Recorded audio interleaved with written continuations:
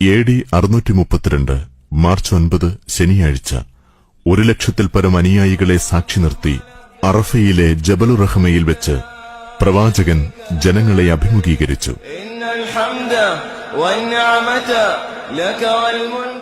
ജനങ്ങളെ, എന്റെ വാക്കുകൾ ശ്രദ്ധാപൂർവം ശ്രവിക്കുക. ഇനിയൊരിക്കൽ കൂടി ഇവിടെ വെച്ച് നിങ്ങളുമായി സന്ധിക്കാൻ സാധിക്കുമോ എന്ന് എനിക്കറിയില്ല.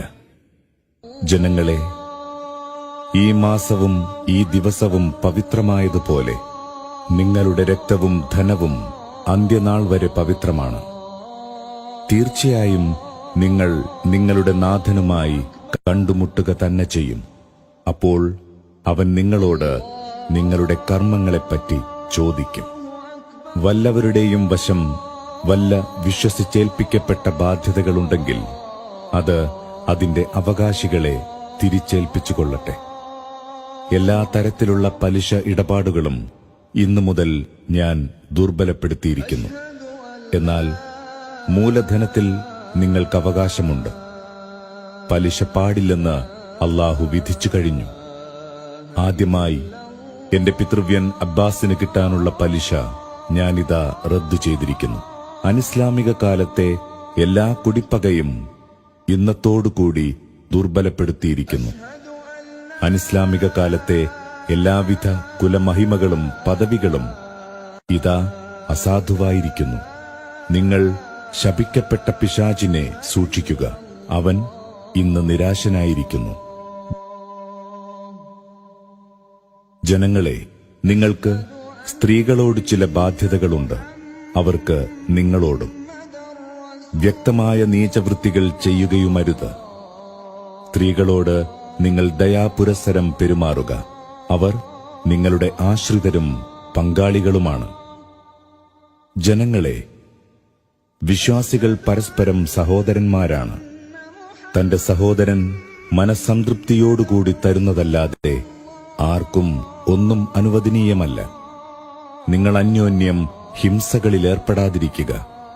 അങ്ങനെ ചെയ്താൽ നിങ്ങൾ സത്യനിഷേധികളായിത്തീരും. ജനങ്ങളെ, ഞാൻ ഇനി പറയുന്നത് സസൂക്ഷ്മം ശ്രവിക്കുക. നിങ്ങൾ ഈ പ്രപഞ്ചത്തിന്റെ സൃഷ്ടാവും പരിപാലകനുമായ അല്ലാഹുവിന് മാത്രം ആരാധനാ വഴിപാടുകൾ അർപ്പിക്കുക. 5 നേരത്തെ നമസ്കാരങ്ങൾ മുറ തെറ്റാതെ നിർവഹിക്കുക. റംസാനിൽ നോമ്പനുഷ്ഠിക്കുക. സമ്പത്തിന്റെ വിഹിതമായ നിർബന്ധദാനം കൃത്യമായി കൊടുക്കുക. സമ്പത്തും ആരോഗ്യവുമുള്ളവർ ഹജ്ജ് ചെയ്യുക. ജനങ്ങളെ, എനിക്ക് ശേഷം ഇനിയൊരു പ്രവാചകൻ വരാനില്ല. അതുകൊണ്ട് ഞാൻ പറയുന്ന കാര്യങ്ങൾ വ്യക്തമായി ഗ്രഹിക്കുക. വ്യക്തമായ 2 കാര്യങ്ങൾ ഇവിടെ വിട്ടേച്ചാണ് ഞാൻ പോകുന്നത്. അത് അല്ലാഹുവിന്റെ ഗ്രന്ഥമായ ഖുർആനും അവന്റെ ദൂതന്റെ ചര്യകളുമാണ്. നിങ്ങളത് പൂർണ്ണമായി പിൻപറ്റുന്ന പക്ഷം നിങ്ങൾ ഒരിക്കലും വഴിപിഴയ്ക്കുകയില്ല. ജനങ്ങളെ, നിങ്ങളെല്ലാം ഒരേ പിതാവിന്റെ മക്കളാണ്. നിങ്ങളെല്ലാം ആദമിൽ നിന്നുള്ളവരാണ്. ആദമോ മണ്ണിൽ നിന്നും. അതിനാൽ അറബിക്ക് അനറബിയേക്കാളോ വെളുത്തവന് കറുത്തവനേക്കാളോ ഒട്ടും ശ്രേഷ്ഠതയില്ല, ദൈവഭക്തിയുടെ അടിസ്ഥാനത്തിലല്ലാതെ. ഞാൻ ഈ സന്ദേശം നിങ്ങൾക്ക് എത്തിച്ചു തന്നില്ലയോ? ജനങ്ങൾ ഒന്നടങ്കം പറഞ്ഞു, തീർച്ചയായും. പ്രവാചകൻ ആകാശത്തേക്ക് കൈയുയർത്തി, അല്ലാഹുവേ, നീ ഇതിന് സാക്ഷി. അറിയുക, ഈ സന്ദേശം കിട്ടിയവർ കിട്ടാത്തവർക്ക് ഇത് എത്തിച്ചു കൊടുക്കട്ടെ.